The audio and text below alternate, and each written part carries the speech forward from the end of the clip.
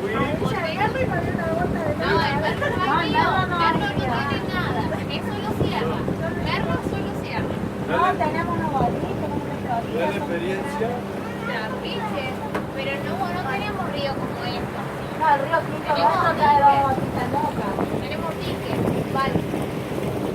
Trato porque voy a la oficina de una lancha, guiando. Encontraba la garza, ancho, todo. Pero cuando vamos, digo, ¿dónde está? Un hilito así de agua. Entonces pregunto. Sí, el Merlo es el chorrito de nada que cae. Entonces pregunto, pero yo no digo en los pocillos. No, encima del deshielo, ¿viste? Bueno, Merlo es solo sierra. qué aparato.